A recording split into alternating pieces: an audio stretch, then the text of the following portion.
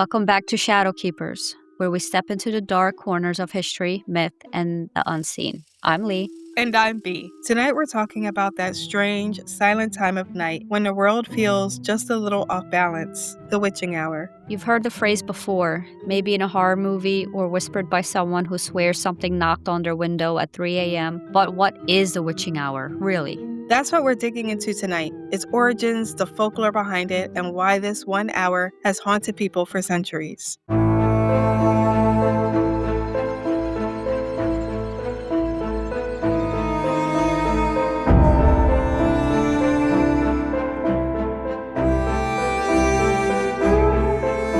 Traditionally, the witching hour falls between 3 a.m. and 4 a.m. It's the time of night when the veil between worlds is said to be at its thinnest. In folklore, that's when witches, spirits, and demons are at their most active, while humans are at their most vulnerable. And it ties back to religion too. The Catholic Church once called 3 a.m. the unholy inversion of 3 p.m., believed to be the hour of Christ's death. Right. So the idea was that anything happening at 3 a.m. mocked the divine, the devil's favorite time to stir up trouble. Back then, people already feared the night, mixing superstition, isolation, and unexplained noises. And the witching hour became the perfect breeding ground for fear. And centuries later, that fear hasn't gone anywhere. We might not talk about witches on broomsticks, but most people still feel something about 3 a.m. It's that strange middle ground, not night, not morning, where logic starts to slip a little. Exactly. And science gives us reasons. REM cycles, low body temperature,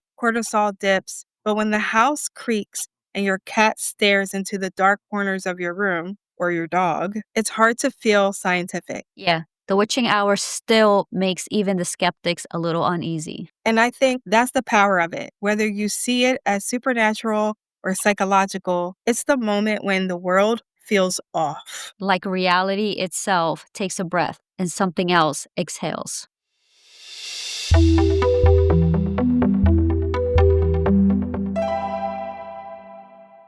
My story is from Bascog. We bought the house my wife grew up in. No paranormal experiences here ever. No deaths in the family in 10 years. Last week, we both jolted awake. I'm a light sleeper. My wife is a deep sleeper. We both woke up. I heard our kid's bedroom security gate loudly click closed. She heard the light switch flick off loudly. We both watched our bedroom door slowly close. Latch.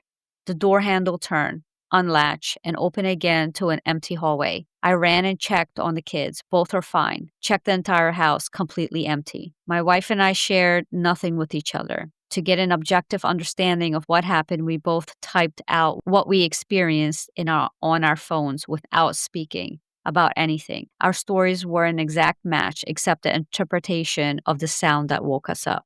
But it doesn't say what sound woke them up. Apparently, they heard two different sounds, woke up, but then experienced the same thing. How did he know it was two different sounds? Because she's a deep sleeper, he's a light sleeper, but they both woke up at the same time, but what woke them up was different. That's creepy. Because, I'm a light sleeper and Tony is a deep sleeper. He gets scared to move because I'll instantly wake up.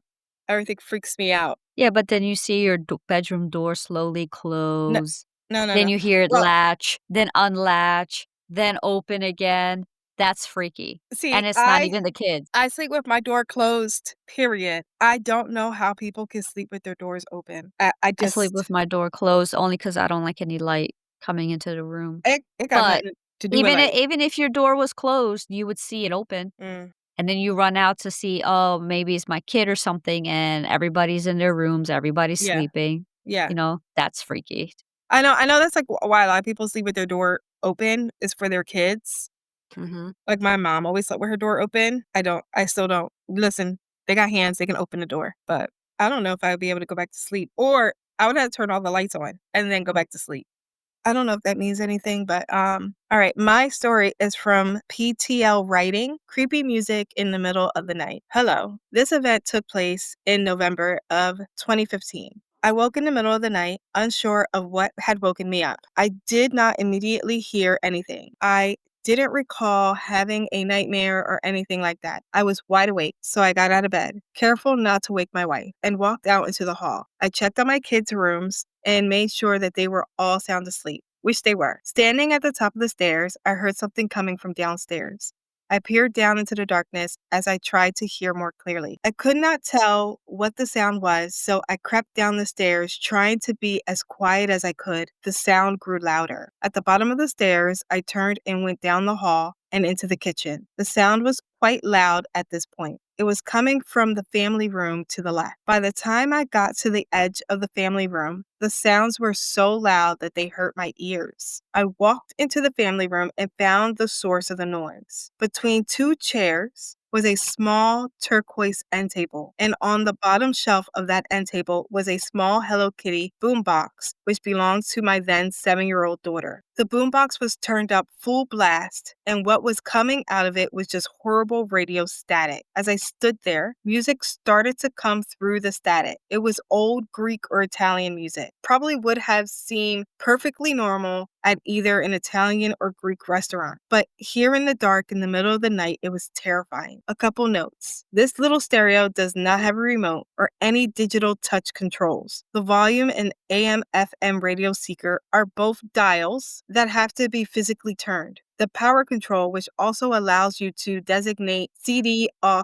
AM, or FM, is a hard switch that has to be pushed to AM radio. And I can say with complete confidence that no one in my family, especially not my 7-year-old daughter, listens to AM radio. Had the radio been on when we went to bed and the volume turned all the way up, we would have turned it off before going to bed. To reach the situation that I was in that moment, something would have had to have been physically moved on the stereo after we had all gone to bed. And recently, because I'm guessing that the sound coming in is what woke me up. Everyone else was asleep. There was no one downstairs. He has a side note that he also has a video clip of the music that he took that night, but the image and video option is grayed out for some reason, and he is not able to include it. There's a YouTube video. Yeah, that's weird. I don't have any personal experiences like that. Okay, my story is from Harataku. One that kind of stands out in my head. I was at a friend's place. Her mom was a practicing Catholic. We were sleeping in the living room. I was on the couch. There was a crucifix on the wall, and it was dead across the room from my feet, so I basically was looking at it as I fell asleep. We probably fell asleep about 1 or 2 a.m., but I woke up again at 2:59 facing a digital clock, which turned to 3 a.m. almost as soon as I looked at it. Right at that moment, I heard a loud thud directly above my head in the attic, and the crucifix on the wall slid a little sideways. It wasn't too easy to fall asleep. Weird things happened there. Not necessarily the witching hour, but I used to feel extremely threatened by something that haunted my house. Every night at 2:32 a.m. Sleep paralysis was common for me, and I seemed to snap out of sleep paralysis at 2:32 a.m. very regularly. The haunting started happening before the sleep paralysis did, and I can't help but feel a small correlation, even if the stress it caused me was the root of my sleep paralysis episodes. That's it. He didn't go check? Like something fell in your attic. I say that, but like, It doesn't say at what age this person was when this happened to them. So if he or she was a child, I was at a friend's place. Her mom was a practicing Catholic. Yeah, so if there were kids and it was just a sleepover, like, yeah, I'm not going around someone's house checking what noises are. I'm like, yo, wake up, go check your attic. oh, I guess I don't know. It's for me, I wasn't getting it from the point of view of a child. I was getting it from the point of view of someone who was older. And then I was thinking, like, did you not go check? But then again, I wouldn't check. Like the other day, me and Tony were like just laying in bed, doom scrolling, and I heard something and I was like, oh, and I just kept going. And he said, what? I'm like, I heard something. And he says, do you want to go check? I'm like, no, you can go check. I never go check unless it's like But a door. even if this person wasn't a kid, like, even as an adult, if I'm sleeping over, let's say, your house, and I hear a thud or something, I'm not gonna go investigate your I'm not house. gonna go You know what I mean? investigate. I'm gonna be like, Exactly. yo, I'm I'll gonna tell wake you the next day, like, no, "Did I'm gonna you wake hear your I heard ass up. something last night I heard I'm something. Did waking you your hear ass it?" up now. What if somebody's breaking in? I'm waking your ass up now. Yo, something just fell in your garage. Does somebody live up? I mean, in your attic. Does somebody live up there? Is that And then I'll someone's be like, room? "Listen, if someone's breaking in, they'll handle it. I I'll wouldn't just have. stay in bed." I've never spent the night over friends' houses, so I guess I wouldn't know what the protocol would be. Yeah, growing up, I didn't. Cousins, yeah, but Yeah, if it wasn't family, you was not spending the night at no, nobody's house. mm-mm, I remember no. being so sad because I would get all these invitations, Yeah, I would get and invites, and then they'll be like, "School's for learning." You go to school and you come home, that's it. no, my mom be like, "I don't know those people. Mhm. I don't No, we know weren't allowed to have them they got friends. sons. I don't know them." I'm like, "Oh my And then god." after a while, the invites stop because they know you can't come anyway. Yeah, yep, So then that's it. That's what and then you're happens. the one left out. But then Exactly, and again, you be everybody at the hearing lunch table are talking about the party everybody was at, and you weren't there. but now you hear the horror stories of what goes on now at sleepovers, and I'm like, "You know what? Yeah, mm-mm. Maybe I didn't need to have them sleepovers because these kids is crazy." Yeah, sometimes I'm like, maybe it was a good thing I was locked in the house. Who knows what I Maybe would have been it was a doing. good thing that our parents were way overprotective and wouldn't let us walk outside the door, Yeah, right? except to go to school. I wasn't allowed to leave my front porch. Exactly. I wasn't allowed in the front porch, I could only hang out in the back porch. I was a backyard girl too. Like, Be "What the are you best doing in the like, front? Go in the back." I'm like, "Oh, but "Damn." nobody's in the back. Everybody's Yeah, outside." exactly. And they'd be like, "Oh, we're gonna go up to the schoolyard and play." I'm like, "Well, I can't even go over there. I'm not even allowed to cross the street. Fucking 16 and can't cross the street." I would be so mad because 'cause I'd be like, "Well, how come my brother could do it?" "Well, and my brother, cause 'cause I'm a boy." I'm like, Yeah, that was always the "But thing. "Oh, he's you're a a boy, boy." but you cause the most trouble. Exactly. What is you talking about? You is a troublemaker. I wouldn't even let you leave the house." Makes me so mad. That's like when I let the baby go walk to the store that's across in the shopping center. My mom would be like, You let him walk over there?" I'm like, "Yeah, I'm not like you, but then again, if I am, he's a boy and he's Mhm. 16." Now, if Tony has his way, the baby wouldn't go anywhere ever. I even said this to him the other day. I didn't think that you'd be the helicopter parent. Like, I didn't think you'd be the one who'd be like holding on so damn tight that the boy not allowed to go nowhere. He's not allowed to do nothing. He's always scared somebody gonna do something to him. I'm like, so what? Listen, that's life. Now, would it be different for you if he was a girl? Would he still be able to go to the shopping center? Yeah. Now, if he was a girl, Tony wouldn't let her out of his sight. Yeah, that's true. Like, she wouldn't be going to the damn shopping center. That would be a secret between you 2. She'll be lucky if not even because I got cameras outside.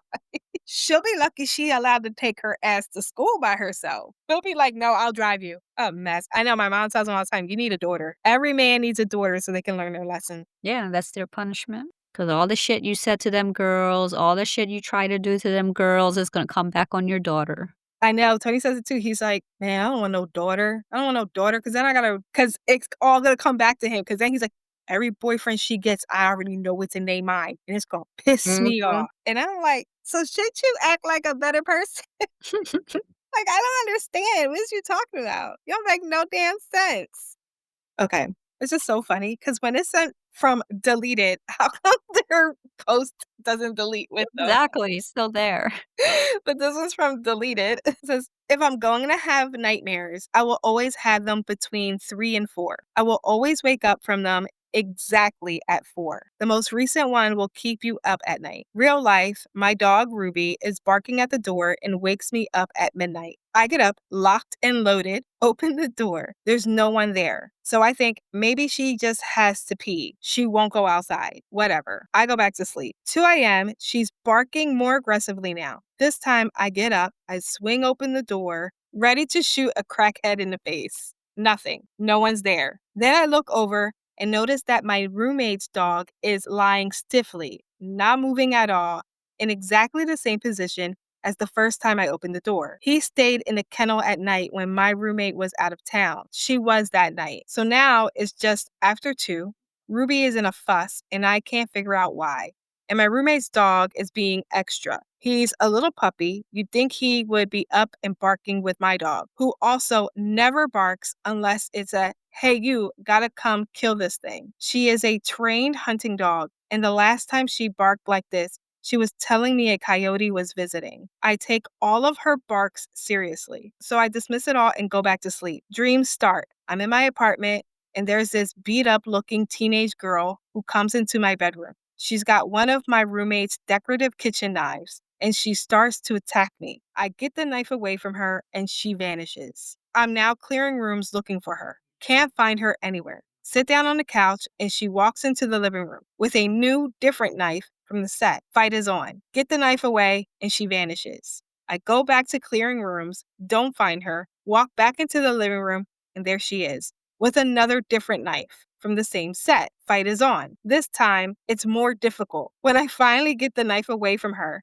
she vanishes, and I wake up covered in sweat at exactly 4 in the morning. So I get up and start looking around. My dog is still concerned, and my roommate's dog is still in the exact same position, not moving or responding to anything happening in the room, just lying rigid on the side, breathing slow and blinking every so often. He's a little terrier. I call him a goddamn traitor and go back to bed. I had an ex who used to say, "It's the devil riding me." I don't know what you make of it. It's always been this way, and I've always had nightmares. And I'll damn sure open that door every time and face it head on. It sounded like he was trying to fight like bosses, boss levels. Oh, okay. In video games, like, Mario has gotta fight the next boss. I don't like you never checked on the other dog. What you mean it's laying there rigid, breathing slow, eyes blinking every so often? It's a puppy. And it can Yeah, come out your room and it doesn't stir even a little bit? No. You're a bad roommate. You better check on my dog. exactly. Pick him up. Be like, yo, hey, what's up? You good? How Mhm. you know your dog wasn't barking to letting you know that this other dog is dying? Exactly. Or this dog is terrified Yeah, and it can't move. anything. Something. I don't care about you. I need you to worry about this dog. Listen, you had nightmares. Woohoo. Is this dog okay? I need a side note. So so was the dog good? That's what I need to Right. know. Did anybody, ask the question? Was the dog good? No. Damn, nobody was worried about this dog. Well, I think because he was a response. Nope, nobody asked. These people don't care. It's funny though, because the dogs wake me in the middle of the night to take them out to the bathroom, and it's always 3 to 3:30 that they wake me to let them out. I don't even think of it. I don't even think about it no more. Like, to me, that's no witching hour. That's pee time, and I've seen nothing unnatural.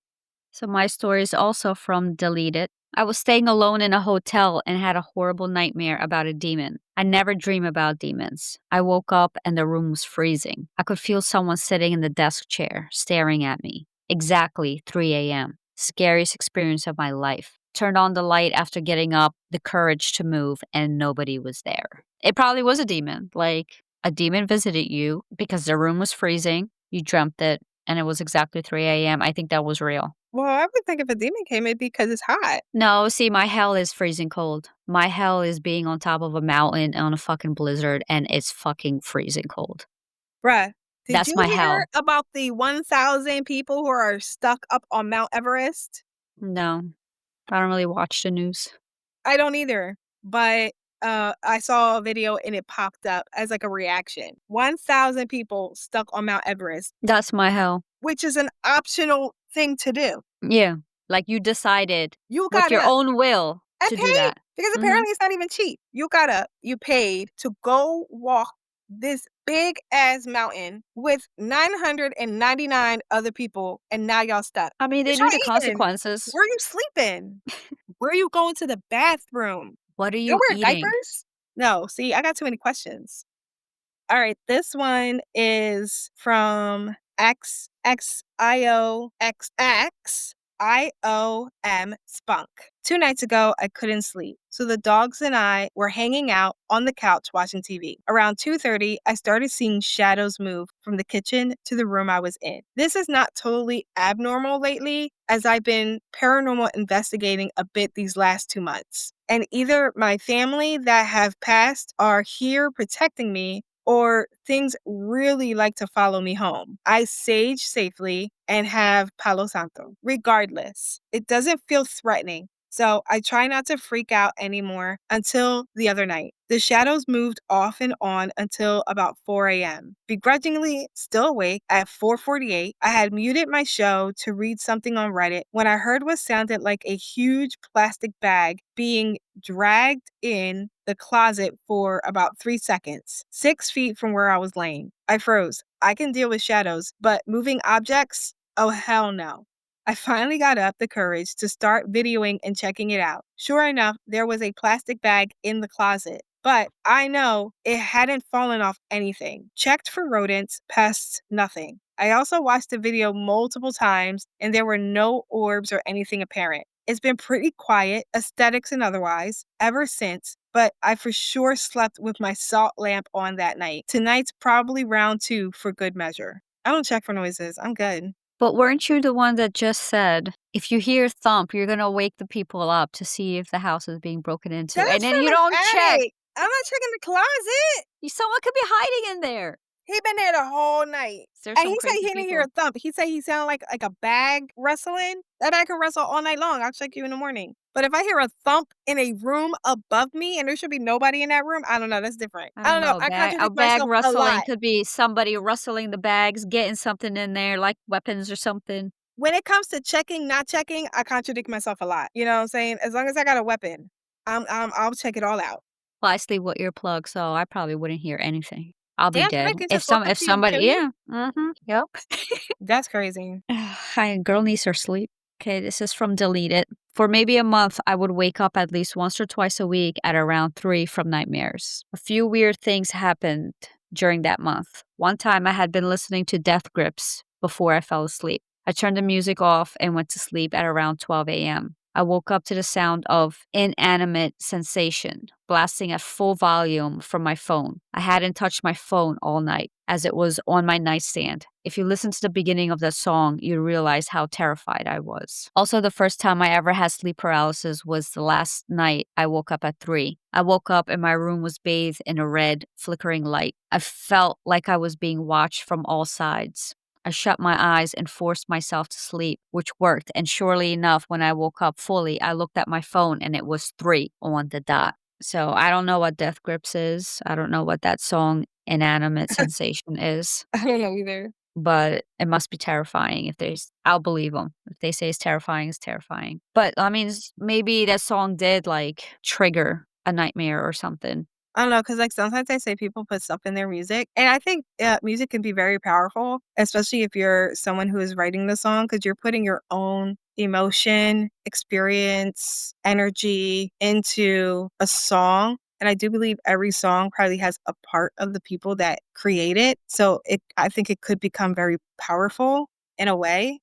One time I was listening to sleep sounds when I was sleeping, and it was underwater sounds, and in the distance, you could hear, like, whales or whatever, and that triggered a nightmare because the sounds of those whales, I felt like I was dreaming about demons or something, and I woke up, like, terrified. I'm like, "I'm never listening to underwater sounds ever again." Now, we tried listening to different things, and I'm like, "Just put rain on." Yeah, it sounds like static eventually or whatever, or frying oil, I don't care. Yes. The It chicken doesn't frying, and then it makes you hungry and your stomach starts growling. I'm like, as long as it doesn't change the tempo, I'm good. Cause I hate when you'll put something on and it has thunder. Cause I always wake up when the thunder hits. I don't want no, like, vibrations to link with my brain wave, just put on some damn rain and call it a day, and leave it alone. And once we had, the Alexa in our room and, like, that little one called Echo, and then we would always mess around with it, like, during bed, and then one time we were like, "Hey, Echo, play,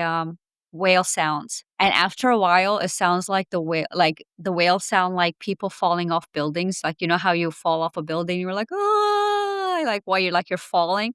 And then we're Yeah, like, that sounds really and then even Jay was the one that first said it. He's like, "It sounds like people falling off buildings," and then I couldn't unhear that ever yeah. again. So, before it was a whale, and now it's people falling off buildings, and then that's what I picture. So, I'm like, "I can't listen to this anymore." Okay, this was from Fuzzy Eunice. Last year, for a solid 2 to 3 months straight, I woke up between 2:30 and 3:45 every morning. Each experience was pretty much the same. I'd wake up with the feeling that I needed to get out of bed and would do so. I'd trudge around my apartment without really thinking, either getting water or whatever on autopilot. Then I'd blank out for a bit and snap to reality standing at the sliding glass doors to my balcony staring into the dark field behind my apartment. That kind of merges with a huge riverbed where the water runs underground to the west and stretches straight south for about a half a mile. Every time, I'd kind of shake myself awake, I'd get the sudden feeling that I was being watched. Sometimes the feeling came from the field, but every so often I'd sense the presence of something behind me in the darkened dining room. My roommate has a cat, and his cat never leaves his side when he's home. The kitty sleeps in his bed with him overnight and is never anywhere else when it's dark, unless it's a quick run to the litter box. But it never failed that. Each time I found myself staring into the field, my roommate's cat would be sitting next to me, staring unblinkingly at me. The cat would never make a sound, which is also odd because the little darling never ever stops making sounds. And the cat would sit there, planted in place, staring until I went back to bed. Any other time I wake up at night, the cat is happily snuggled with my roommate and doesn't so much as come to get me. It was hella weird and unsettling. And I also suffered a lot of intrusive thoughts and negative feelings during those months. Then suddenly it just stopped happening. My mood improved, the cat stopped staring at me, and things went back to normal. Now I can stare at the field without those feelings of being watched. To this day, I don't know what it was, but something was luring me out of my bed every night, and the cat did not like it. That's creepy because it said it was luring him to the sliding glass doors. So it's like, and it was giving him really bad intrusive thoughts. Was it something trying to get him to commit like suicide? Mhm. Because it almost sounds like he was sleepwalking because he Yeah. said he was basically on autopilot. So it kind of sounds like, yeah, maybe he was on autopilot or sleepwalking and just stops at the glass doors. Something about the cat, because a lot of people think, I know in some cultures, cats are believed to be like spiritual guides and they can protect you from dangerous energies and demons. Like, Mhm. I don't know why a demon would be scared of a cat, but apparently it's a Hey, thing. you don't know. I Yeah. believe it. It's strange that on those specific nights the cat will be there watching over them, making sure it sounds like making sure that they stayed safe. Mhm. Probably just watching to see if there was a change. I wonder what would have happened if they tried to actually open the sliding glass doors and actually go out. Like, would the cat attack to, like, wake them up Mhm. or what? So that's kinda weird. It's kinda weird. It's kinda scary. I don't know. I think I had to lock my door, chain myself to the bed because, I need you to be a little more scared of that. I need you to put a little more thought into these actions of But you even if you chain yourself, would you unchain yourself if you're in that state of sleepwalking? Because uh now you're trying to get out of the bed. I just find it crazy that that you're walking to the sliding glass doors where your apartment faces a field and you feel someone staring at you. I do feel like this cat was protecting him in some way. You don't think like how dangerous that could have been about you possibly just opening the screen like the sliding doors and going out? Mhm. Like, what's it I mean, want? I think people have, like, when they sleepwalk, they have been and just wake up in, like, weird places or on like, outside on the sidewalk Mhm. or I mean, thankfully, I don't think it's ever happened to me, but that would be scary. Yeah. I find that scary. I actually find that one more scary than anything else because it almost feels like you don't have control of your body, Mhm. especially if you've never had sleepwalking experiences before then and it didn't last long and maybe you haven't had it since. That would scare me even more because then it's like, what was going on in your life that something was feeding off of you? Yeah. And they, ugh. Scary stuff.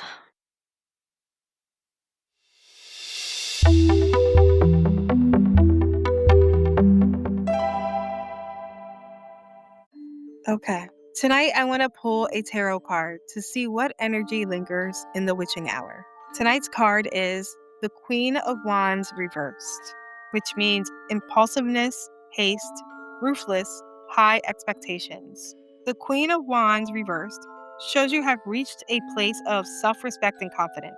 You know yourself on a deep level, and you are clear on your personal truth and belief system. You know what you stand for, and you are not easily moved by the opinions of others.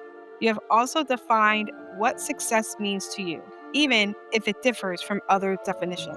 The Queen of Wands reverse can also suggest that you may be more introverted than usual. Instead of being the social butterfly and center of attention, you prefer to linger on the sidelines and watch what is going on. That's perfectly okay. Honor your needs and feelings and don't push yourself to be extroverted and out there when you don't want to be. That's it. All right, queen. I mean, that's how I feel too. Like, especially like today, I just feel like blah. Mhm. I don't want to perform. I don't want to chit chat. I don't want to talk to nobody. It's the Sunday vibes. Maybe.